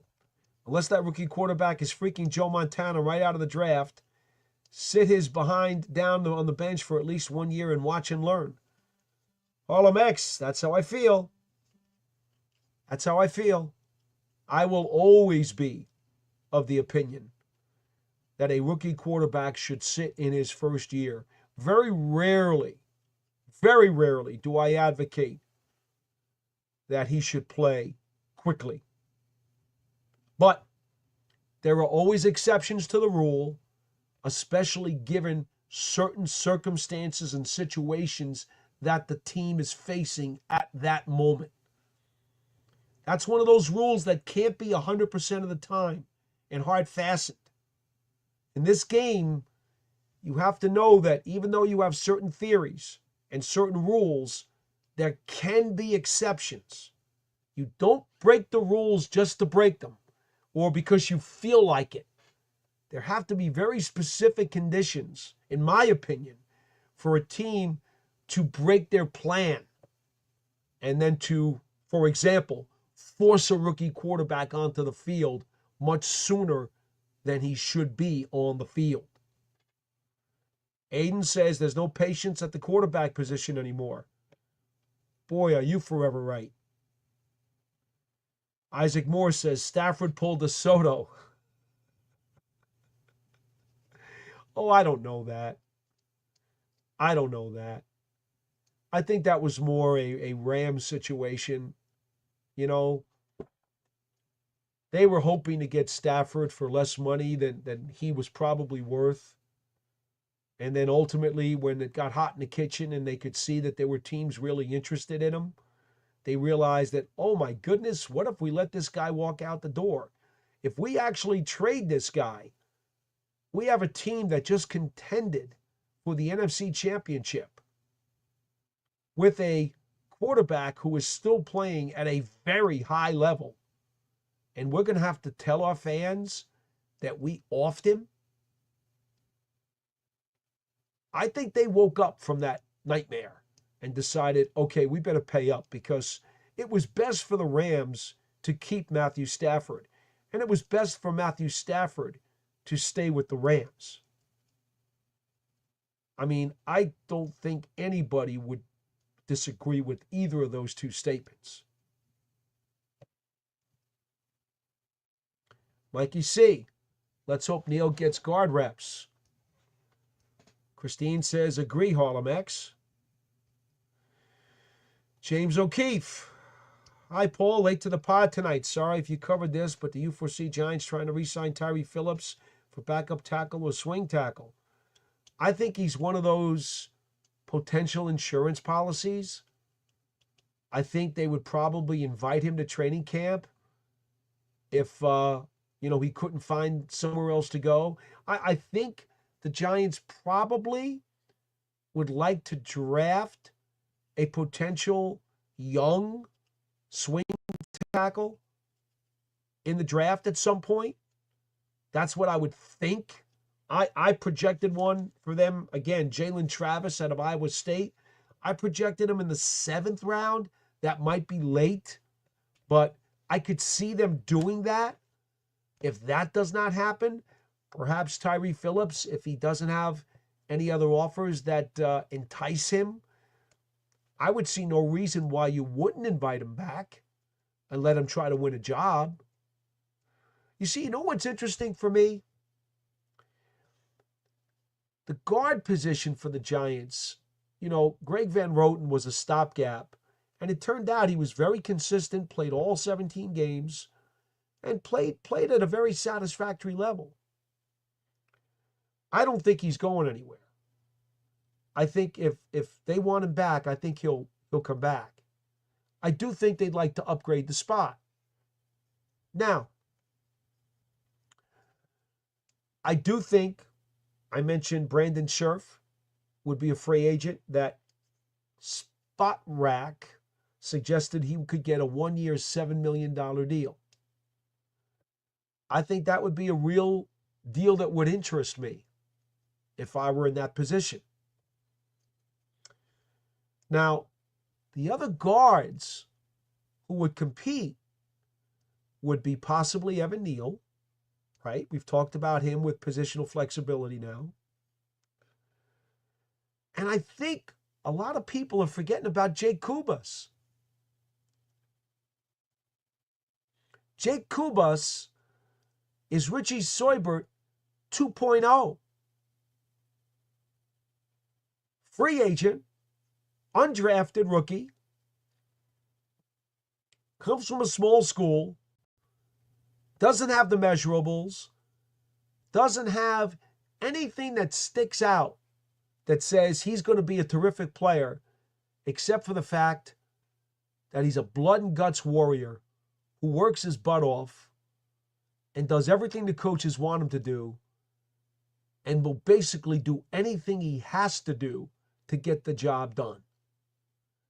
He reminds me so much in that regard of Richie Seibert or Soibert. Now, Richie, as you guys know, is one of the great undrafted rookie free agent signings of recent memory by the Giants. Why can't Jake Kubas follow in those footsteps and potentially challenge for a starting job this year?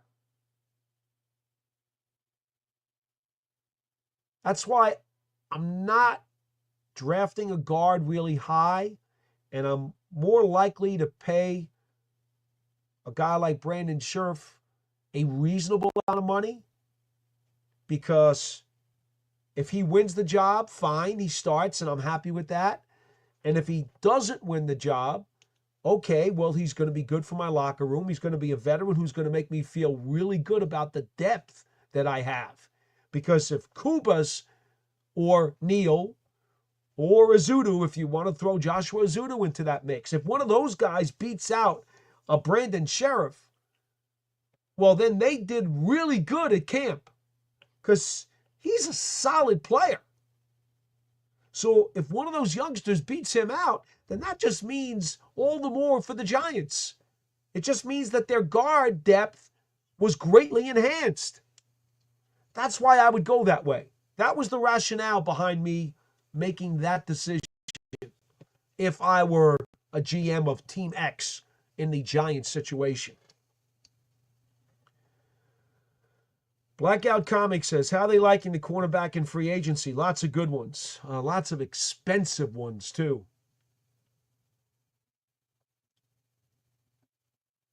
Here's what I wonder.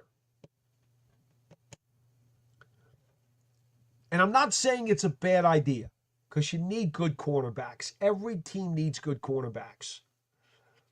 I had suggested on the show this morning that the Giants go after Tre'Davious White when Spot Rag says you could get him for 1 year and $2 million. I think that the Giants are going to be in position at number 3 to get Travis Hunter. I really do. I think that Ward's going to go one of the first 2 picks, and I think Carter is going to go the other pick. I think Travis Hunter is going to be there at 3. He is a cornerback for me. So I would start corner with Travis Hunter, and I would start Tay Banks. And I still have Cordell Flott, who you guys know I like him. Now,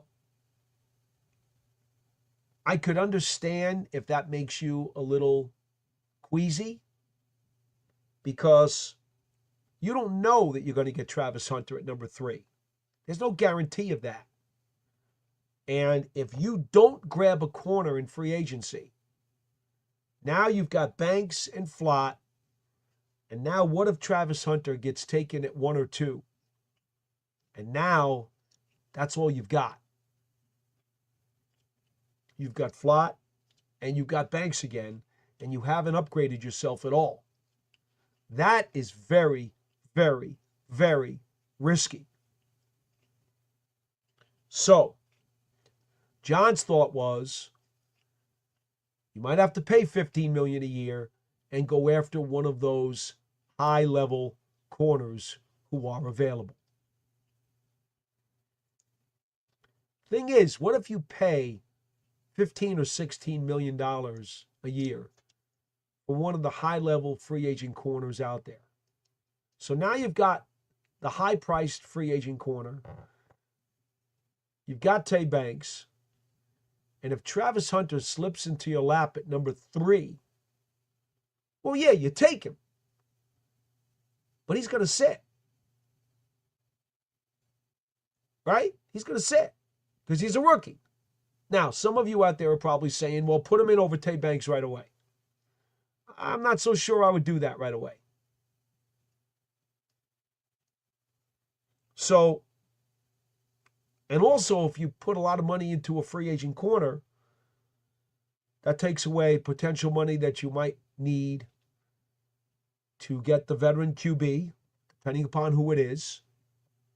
It may take away money that you may need to enhance the offensive line. Like I just said, Brandon Scherf, I think would be a reasonably priced offensive lineman. That wouldn't cost you an arm and a leg. What if you wanted to go after one of the higher priced wide receivers? Instead of going after Mike Williams, who is projected by Spot Rack to be a 1-year, $5 million tag, or ticket, I should say. What if you wanted to go after Amari Cooper? Or Stephon Diggs? What if you wanted to go after one of those guys? They're probably going to cost you 10 mil, 12 mil. DeAndre Hopkins? You want to go after one of those guys? You know, that's going to be, it's going to be a chunk of change. So, I've said this before, and I'm going to say it again for those of you who are new to the program. Next week is going to be an incredible frenzy with free agency. The trades are continuing, as we've already seen this week. It's all started. And the Giants' 2025 season is going to significantly depend on what they do in the next couple of weeks, even more so than what they do in the draft. Seriously. Because the quarterback spot, the corner spot, the offensive line spot, all three of those are potential free agent or trade holes that the Giants may look to fill within the next week. I think of all of their needs, the defensive tackle spot is the only one that they will not address with a trade or a free agent. That's a huge need, and that's going to be dealt with in the draft. But these other three spots, quarterback, cornerback, and offensive line, they might all be dealt with in free agency and trades. And those are all three very significant spots that will have a lot to say about the Giants' record in 2025. Christine says she likes Hunter as well. Hey, Tudo! Tudo is back! There he is again. And I took too long. Look at this. I'm almost 40 minutes away from him. He starred me. Tudo hit me up twice. Twice in the last 45 minutes. Tudo, I am so sorry. Let me just go right here. Tudo. He comes onto our program every single week. Him and the Italian rugby team are loyal viewers and listeners to our program. And I can't thank them enough from across the pond. Thank you so much, as always. So now, let's see what he's got here. Please pray hard for our upcoming test on Sunday. North Line against the Bloody Brats Lutzats, mate. We'll be very busy filling up lawn hospitals all day, mate. Oh, boy. So, as you guys know, rugby is a very, very physical, rough, and violent sport. Tudo and the Italian rugby team, these guys are fierce. I have never seen them play, but I know they're fierce just by what Tudo has told me over time with his interactions on our program. And certainly, I wish your team not only victory, Tudo, but I wish them good health and the ability to get through the game unscathed, because it is a vicious game. And we're certainly very, very, very happy for Tudo to participate with us on the program once again. I'm sorry it took me so long to get to you, Tudo. I do apologize. I got a little bit backed up here on these chats. Man, look at this. We're going to wind up going 2 hours, aren't we? We started at 8 o'clock tonight. I told you I was under the weather, a bit congested and really fighting a nasty cold. I did not expect to go more than an hour tonight, but you guys are demanding that I go longer. So, here we go. So I'm going to try to take it to 10 o'clock. Now, if I fall asleep on camera, you guys are going to be able to take a little video screenshot and make all the fun of me that you want. Because I am tired. I am truly ready to conk out. But I'm going to try to take this to the top of the hour. 15 minutes to go. Christine says that would be cool to see O'Neal do well at guard. Of course it would. You don't want to waste a first-round draft pick. If you can get anything out of him, you want to do it. All right. Teray Jackson. Paul, you always talk about a player with a history of injuries and that you won't take them. But most of the players you want the Giants to acquire free agency have injury history. What is your logic? All right, Teray, there are two parts to this. Okay? When I talk about that, I'm talking if the medical staff goes through the checks and if they clear the player. We always talk about this on Big Blue Kickoff Live during the day. When we're talking about projected players of this nature, we always say, assuming that they check all the boxes medically. If any of these guys get yellow flagged by the medical staff, I would not be so quick to bring them in. Okay? Or should I say, you bring them in, you kick the tires, you let the medical staff give them a grade, and then you figure out what you want to do with them. So that's number one. When we throw around these names, we're throwing them around with the anticipation that the medical staff will give them a green light.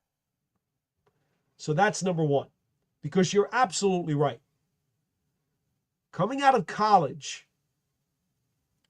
guys who have a bad medical history, I'm a little queasy about drafting them. Now, having a bad medical history in college and drafting a guy, he is starting and embarking on a professional career already as damaged goods.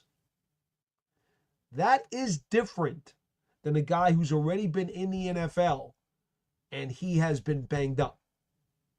Because that veteran that you're bringing in, you already know he's got wear and tear on his tires.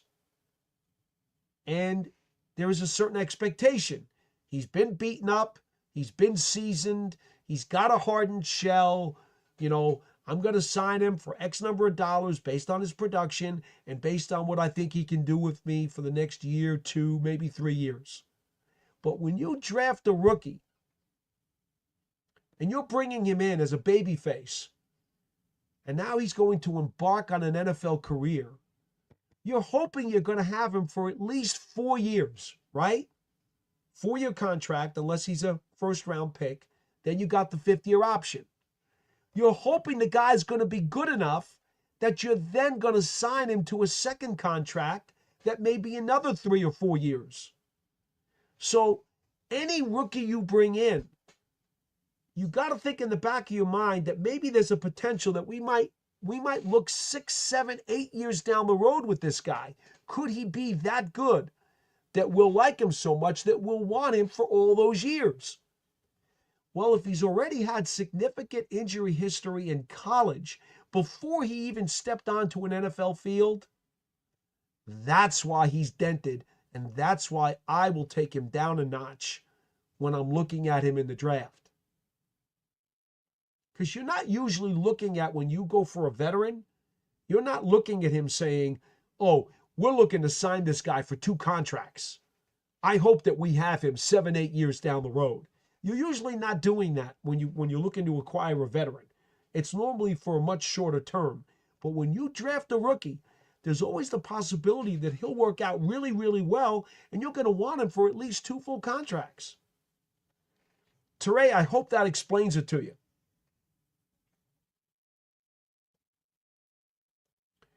Jimmy Tom Riddell, or Tom Riedel.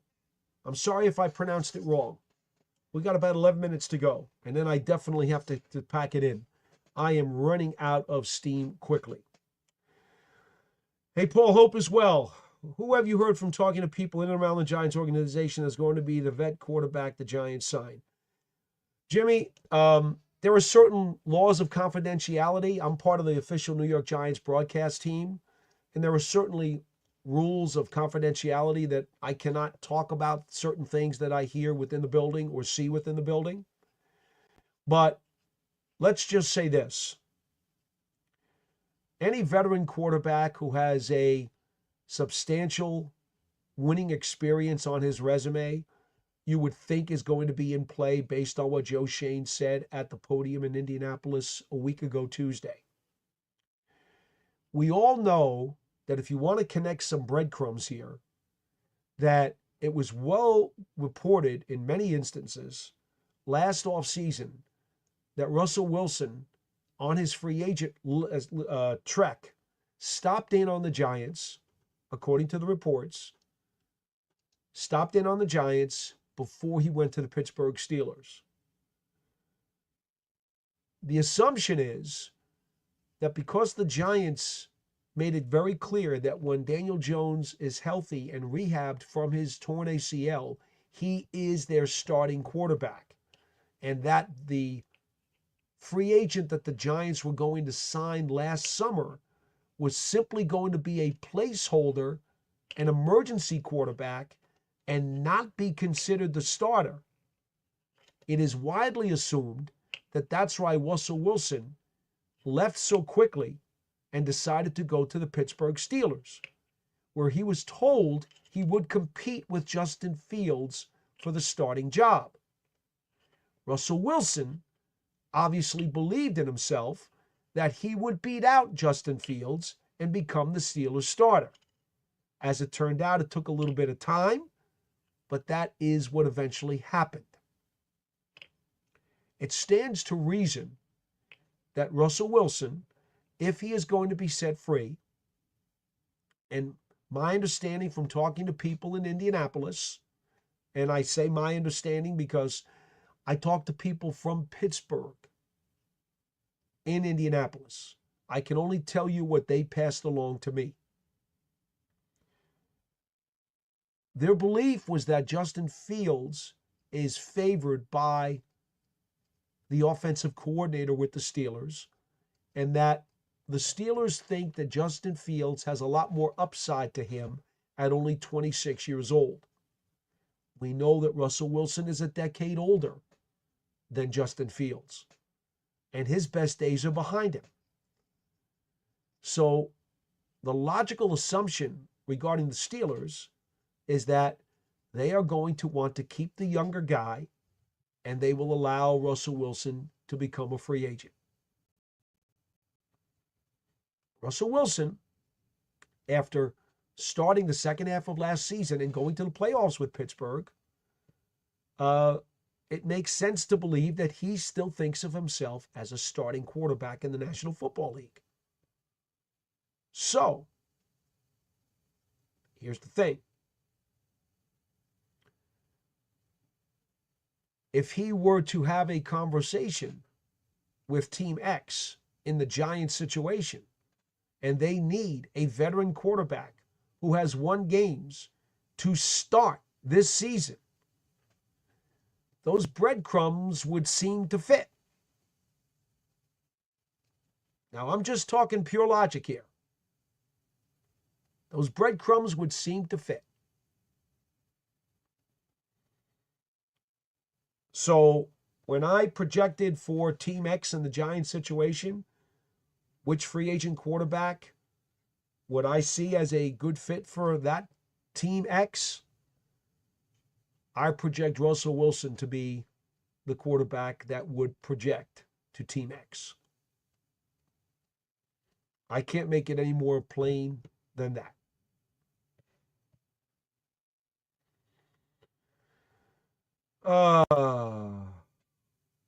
What do we have here? Oh, someone, Giants SI. Now, that's Patty chiming in saying, Teray, that was a fake report from someone pretending to be Adam Schefter. I don't know what report that is that Patty's talking about or Teray is talking about. But that's okay. Not a problem. George Lewis also says that report was a fake. I wish I knew what you guys were talking about. Maybe that comment has already been omitted from the chat. All right. Blackout Comics says BJ Hill. I like BJ Hill too, but I was told he might cost as much as $15 million a year. And I don't see the Giants in that market to spend that kind of money when they know they can get rookie quality defensive tackles for dirt cheap in the draft. I just don't see it happening. Isaac Moore says the fact that there was no backup plan for DJ is a failure on the front office. Well, they brought in Drew Lock. They thought he was the backup plan. George Lewis says Giants are going to trade up. I think the cost would be too prohibitive to trade up, and I don't think they will. Christine says, thank you for your dedication and time. Feel better soon. Well, thank you, Christine. I hope same for you. Tuzo. No. I'm just fighting congestion, Tuzo. I get maybe you guys can't hear it. Hopefully you can't hear it, and it's not that obvious. But I'm fighting a really nasty, heavy head cold. And I'll be frank with you, I cannot wait for the this show to end because I am going to hit the pillow and go to sleep. The Knicks are playing the Lakers tonight. And I'm not going to stay up to watch the game because I need to sleep really, really bad. Trust me.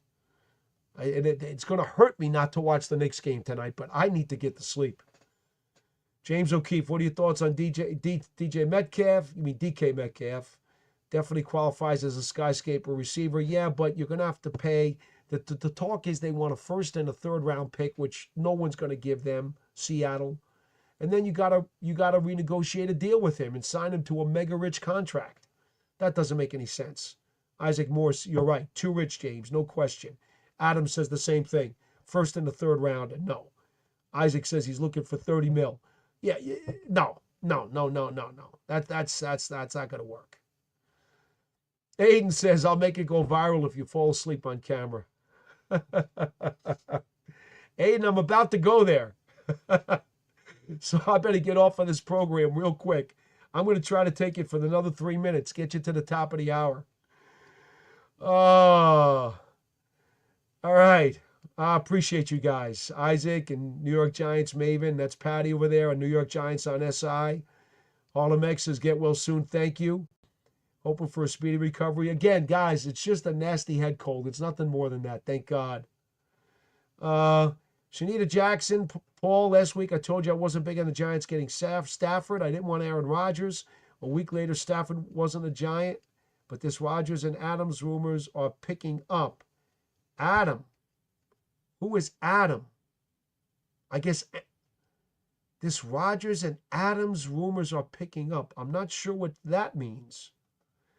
But yeah, if Aaron Rodgers is going to get cut by the Jets, and he will, I understand. He does qualify, right? He's a veteran who's won a lot of games. I understand. Isaac Moore, don't worry. Knicks are losing anyway versus my Lake show. Well, if I'm already miserable and the Lakers beat the Knicks, I'll be twice as miserable. So no, I have no reason to want to watch that game tonight. Apparently there's a fake Schefter out there. I'm seeing this from Aiden. There's a fake Schefter out there that must be putting some kind of rumor out there. I haven't seen it. I've been paying attention to you guys for the last 2 hours. I had some nice hot chicken soup for dinner, and then I came down here to do this program for you guys. Isaac Moore says Devontae. Oh, what is it? Oh, it's a Devontae Adams rumor? Oh, that must be what it is. And it's a fake one, apparently, from a fake Schefter. Okay. CR Road source feel better. Prayers. Appreciate it, my friend. Thank you. All right. All right, guys. That'll do it. I have gotten through all the chats, and it's 9:59. Somehow, some way, I have found it, the reserve energy, somehow, somehow, much like a rookie who hits the rookie wall in game 12, I have found the reserve energy to finish a 2-hour show for you guys. I appreciate you for joining me tonight. I appreciate you for sticking with me for as long as you have, the full 2-hour program. And I'd very much appreciate if you come back and join me again next Wednesday night, 8 p.m. Eastern Time, for another edition of the Big Blue Breakdown Live. Now, as you know, free agency legalized tampering period, when people can talk to teams, starts on Monday. Signings begin on Wednesday. It is going to be fast and furious and wild. So I expect next Wednesday's show to be off the hook and out of control. I don't know if we're going to go 4 hours like Bruce Springsteen, but we just might. Then again, I got to get over this cold by then. That'll do it for the Big Blue Breakdown Live. I'm Paul Dottino. So glad you guys could join us once again tonight, and we hope to see you again soon. And don't forget to subscribe to the channel, because this way you won't miss any of our shows, and maybe you'll want to participate either on the chat, on an audio call, or on a video call. Thank you so much for being with us tonight, folks. That'll do it. Until next time, I'm Paul Dottino. So long.